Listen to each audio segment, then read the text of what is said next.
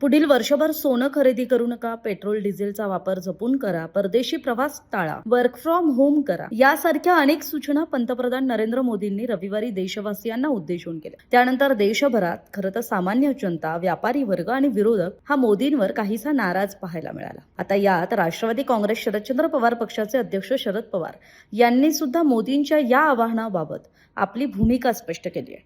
Social मीडियावर post share करत पवारांनी म्हटलंय, मध्य पूर्वेतील अस्थिर आणि युद्धजन्य परिस्थितीच्या पार्श्वभूमीवर देशाचे प्रधानमंत्री नरेंद्रजी मोदी यांनी 2 दिवसांपूर्वी काही घोषणा केल्या. त्यांचा देशाच्या अर्थव्यवस्थेवर दूरगामी परिणाम होण्याची शक्यता आहे. या घोषणा अचानक करण्यात आल्यानं सर्वसामान्य नागरिक, उद्योग व्यवसाय क्षेत्र तसंच गुंतवणूकदारांमध्ये अस्वस्थतेचं वातावरण निर्माण झालंय. ही बाब निश्चितच काळजी निर्माण करणारी आहे. या विषयाचं गांभीर्य लक्षात घेऊन प्रधानमंत्र्यांनी स्वतःच्या अध्यक्षतेखाली सर्वपक्षीय बैठक आयोजित करावी. राष्ट्रीय हिताच्या प्रश्नांवर सर्वपक्षीय नेत्यांना विश्वासात घेऊन निर्णय प्रक्रिया राबवणं देशहितासाठी अत्यंत आवश्यक आहे. सध्याची आंतरराष्ट्रीय परिस्थिती लक्षात घेता केंद्र सरकारनं अधिक संवेदनशीलता आणि व्यापक सल्लामसलत यांना प्राधान्य देणं आवश्यक आहे. यासोबतच प्रधानमंत्र्यांनी देशातील नामवंत अर्थतज्ज्ञ, उद्योग क्षेत्रातील प्रतिनिधी आणि संबंधित तज्ज्ञांची तातडीनं बैठक बोलावून परिस्थितीचा सखोल आढावा घ्यावा. पुढील धोरणांबाबत व्यापक विचारविनिमय करावा.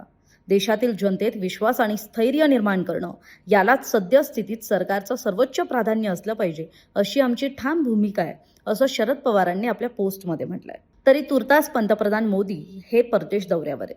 एकीकडे जनतेला परदेश प्रवास टाळण्याचं आवाहन करायचं आणि दुसरीकडे मोदी स्वतः परदेशी दौऱ्यावर गेल्यानं त्यांना सोशल मीडियावर ट्रोल केलं जात आहे.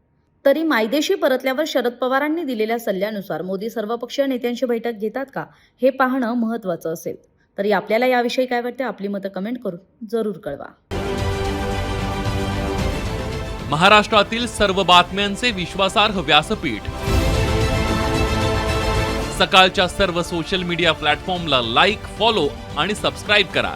तसंच सर्व नोटिफिकेशनसाठी बेल आयकॉन प्रेस करायला विसरू नका.